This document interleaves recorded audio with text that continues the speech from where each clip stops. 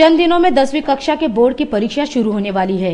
ऐसे में विद्यार्थियों को सही मार्गदर्शन कर उन्हें आगामी सफर के लिए शुभकामनाएं देने के लिए तलोजा स्थित कैलाशवासी कमलू पाटिल विद्यालय तलोदे मस्कूर द्वारा 10वीं के विद्यार्थियों के लिए स्टैंड अप कार्यक्रम का आयोजन किया गया था। इस अवसर पर पूर्व जिला प्रमुख माधवराव भिड़े, शिरडोन स्थित कृषि विद्यालय के प्राध्यापक संजय हिरमठ, सहायक पुलिस निरीक्षक अनिल बेहरानी आदि गणमान्यों सहित अध्यापक एवं विद्यार्थी बड़ी संख्या में उपस्थित थे। इस दौरान माधव भिड़े ने विद्यार्थियों को संबोधित करते हुए उन्हें आगामी सफर के लिए शुभकामनाएं दी। आज मला इथे येताना खूप आनंद झाला।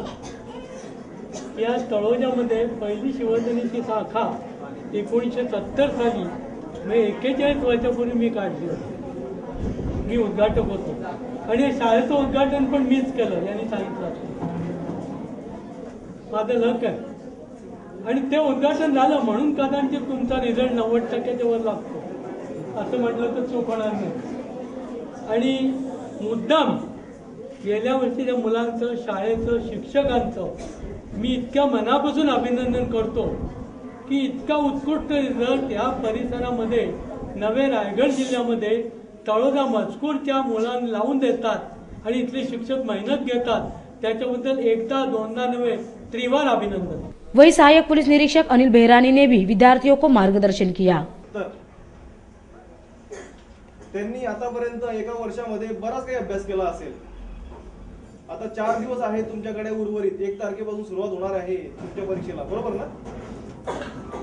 जर तुम्ही अभ्यास केला नसेल, सरांनी तुम्हाला, प्रिन्सिपल सरांनी तुम्हाला सांगितलं, जर अभ्यास केला नसेल तर गॅप देऊन तुम्हाला परीक्षा आहेत। गॅप मध्ये आहे किती दिवस आहेत? 25 दिवस आहेत का? म्हणजे परीक्षेचा कालावधी 25 दिवसाचा आहे। 25 दिवस किती? 25 दिवस। आणि सब्जेक्ट किती असतात? 8 सब्जेक्ट। 8 सब्जेक्ट 25 दिवस, बरोबर ना? म्हणजे प्रत्येक विषयाला कमीत कमी 3 ते 3.5 दिवस तुम्हाला आहेत। बरोबर आहे ना? 3 ते 3.5 दिवस।